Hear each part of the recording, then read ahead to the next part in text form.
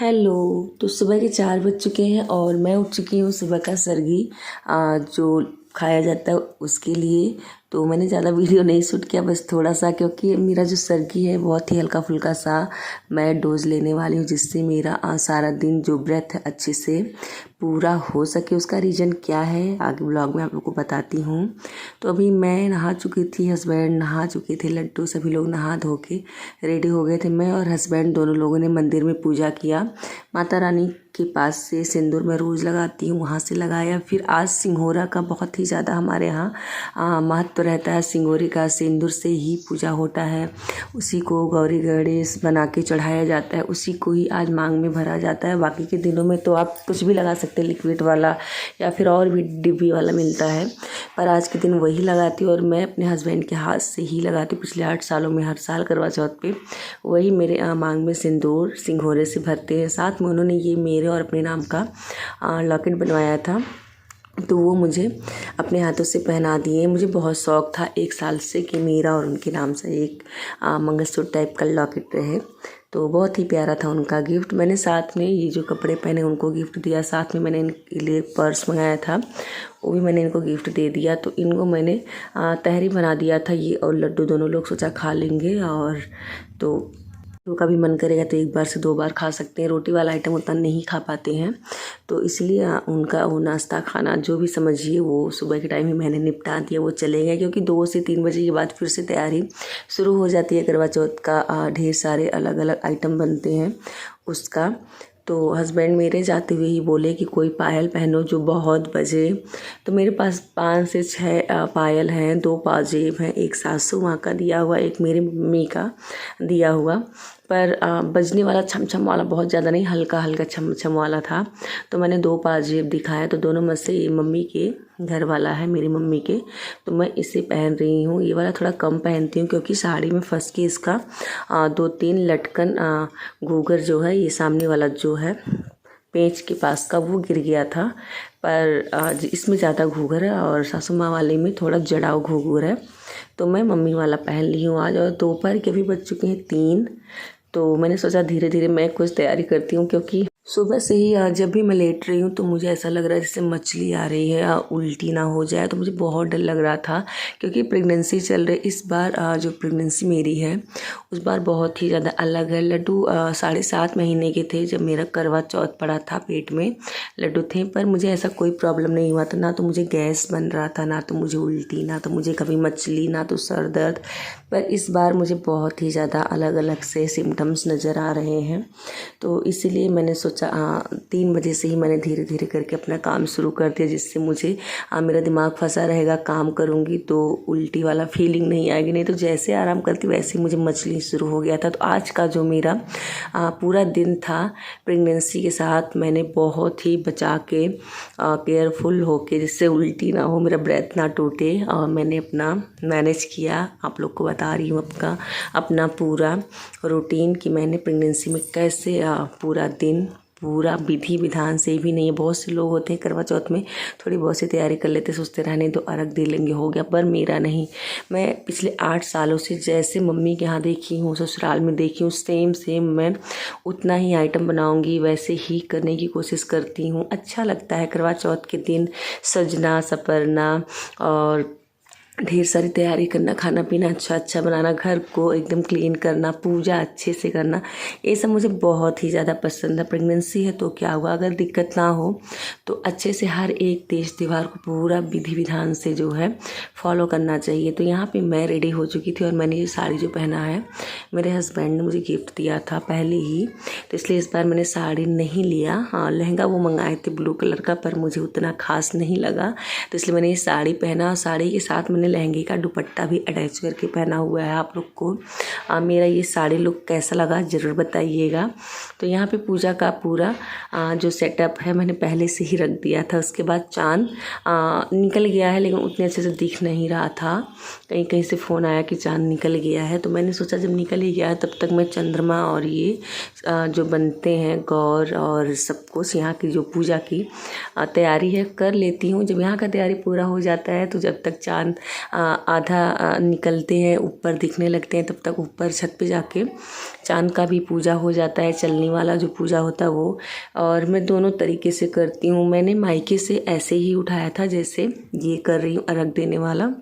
और जब मैं ससुराल गई तो शहर में चलने वाला भी होता था, तो वहाँ से मैंने वो वाला शुरू कर दिया था। तो दोनों मैं करती हूँ पिछले 8 सालों से। तो यहाँ पे पहले मैं सच बताऊँ तो असली पूजा तो यही होता है, अर्घ देने वाला। चंद्रमा भगवान बनते हैं, गौरी गणेश बनते हैं और सिंगोरे का सिंदूर पूजा में चढ़ाया जाता है, वही मांग में भी टीका रख जाता है। उसके बाद फिर ये सीख रहता है, 4 बार नए चावल के अक्षत से 4 बार अर्घ दिया जाता है, मतलब गोल गोल घूमा जाता है। इसमें मेरा हर साल मेरे हस्बैंड जो है साथ देते हैं, क्योंकि मैं हमेशा इन्हीं के साथ रही हूँ। हम लोग जहाँ भी इनका जॉब रहा वहाँ मैं इनके साथ रही हूँ। तो मेरा जो मतलब हेल्प एक लगता है जल गिराने वाला, अक्षत देने वाला, तो ये ही करते हैं और मुझे बहुत अच्छा लगता है। मेरे हस्बैंड एक बात है कि अगर कोई भी तीज त्यौहार रहे तो एकदम बराबर से ही भागीदार बनते हैं हर चीज़ को सेलिब्रेट करने में, तैयारी कराने में और खुशी में, शॉपिंग में। ये नहीं है कि नहीं ये तुम्हारा है तुम करो, मैं इसमें साथ नहीं दे पाऊँगा या फिर टाइम नहीं दे पाऊँगा। उनका तो ड्यूटी 10 साढ़े 10 बजे तक का है, लेकिन हर करवा चौथ वो मेरे लिए 7 बजे तक, साढ़े 7 बजे तक आने की पूरी कोशिश करते हैं। सुबह के टाइम भी मेरा बहुत ज़्यादा हेल्प करते हैं। इस बार प्रेगनेंसी थी इसलिए मेरा और भी ज़्यादा हेल्प किए, बहुत ही ज़्यादा। सुबह मैं काम कर रही थी तो बहुत सारा काम मेरे साथ मिल बांट के इन्होंने करवा दिया। तो यहाँ का मेरा जो पूजा है हस्बैंड के साथ मैंने कर लिया। उसके बाद अब चलती हूँ छत पे। चाँद निकल गया था और मैं छत पे आजकल नहीं जाती हूँ क्योंकि मेरा अभी 3 मंथ पूरा नहीं हुआ है। लोग कहते हैं कि जब तक 3 मंथ प्रेगनेंसी का ना पूरा हो तब तक ज़्यादा सीढ़ियाँ नहीं चढ़ना चाहिए, इधर उधर ज़्यादा शोर नहीं मचाना चाहिए। पर मैं क्या करूँ, मेरा पहले से ही सबको पता चल गया, इसलिए आप लोग मेरी यूट्यूब फैमिली, आप लोग को भी मैंने बताना ज़रूरी समझा। तो यहाँ पे काफ़ी दिनों के बाद मैं धीरे धीरे करके छत पे आ गई, क्योंकि छत से ही जो चंद्र देवता हैं उनका अच्छे से दर्शन हो पाया, अच्छे से पूजा हो पाया और धीरे धीरे करके आने में कोई दिक्कत नहीं है। और जब मेरा 3 मंथ पूरा हो जाएगा तो 4-5 मंथ में मैं आराम से छत पे आ जा सकती हूँ, क्योंकि लड्डू जब पेट में थे तो तब भी मेरा रूम जो था ऊपर का ही था, तो मैं आना जाना मेरा रहता था। फिर जिस सेक्शन से डिलीवरी हुई थी तब भी मेरा आना जाना था, तो मैंने इतना नहीं सीढ़ी को मतलब चढ़ना उतरना मना किया था, मैं यूज़ करती थी बस हिसाब से। पर अभी थोड़ा सा नाजुक स्थिति है और पिछले 7 साल के बाद प्रेगनेंसी मेरी रुकी है, तो इसलिए मैं थोड़ा सा केयरफुल रहती हूँ, जिससे मेरा आने वाला बच्चा जो है अच्छे से विकास करे, पेट में कोई उसे दिक्कत ना हो। तो यहाँ पे चंद्रमा भगवान का बहुत ही अच्छे से दर्शन हुआ। उसके बाद चंद्र भगवान का दर्शन के बाद मैंने हस्बैंड का भी पूजा किया। आज तो हस्बैंड का बल्ले बल्ले हो गया, नहीं तो हम लोगों में नोक झोंक प्यार चलता रहता है। पर आज सुबह इनका पैर छुआ, फिर शाम को छुआ, फिर अभी भी कहते भी हैं कि साल में 2 दिन ऐसा आता जब तुम मेरे पैर छूती हो, नहीं तो तुम मुझसे लड़ती रहती हो। तो तीज के दिन भी मैं इनका पैर छूती हूँ और करवा चौथ के बाकी दिन में हेलो हाय का आजकल फैशन चल गया है, hello hi, good night, good evening, good afternoon, तो ये सब आजकल चलता है, तो कहाँ पैर छूना हो पाता है। तो यहाँ पे हमारा पूजा छत से ऊपर अच्छे से कंप्लीट हो गया था। फिर मैं आराम से नीचे आ गई। नीचे भी जहाँ पे मैंने रख दिया था अच्छे से फिर से मन्नत माने कि भगवान जी अगले साल फिर ऐसे ही दिन बनाए रखिएगा, अगले साल ऐसी ही जोड़ी सलामत रखिए, फिर से हम पूजा ऐसे ही करेंगे। उसके बाद हमारे यहाँ चावल के आटे से ही गौर बनता है, जिसमें 4 छोटे छोटे बॉल बनाए जाते हैं, छोटी सी डब्बी के जैसे। उसी को पका के और 4 बाइट में 4 बार मतलब उसी को ही खा के फिर पानी पीते हैं। बहुत जगह देखते हैं डायरेक्ट मिठाई लड्डू खा के पानी पी लेते हैं, लेकिन इधर हमारी यूपी साइड में तो मुझे लगता है ज़्यादातर ऐसे ही होता होगा कि गौर जो है 4 बार खाया जाता है, उसके बाद फिर पानी पीते हैं, फिर उसके बाद हम लोग खाना भी खाते हैं। इधर भी खाना खाया जाता है, बहुत सारी जगह खाना नहीं खाया जाता है। मैंने वीडियो में देखा, पहले तो मुझे नहीं पता था, लेकिन इस दिन हमारे यहाँ नए चावल के आटे का पूड़ी, उसका फरा बाती उसी का चावल, उसी का खीर, उसी से मतलब बने हुए सारे रेसिपी ही हमारे यहाँ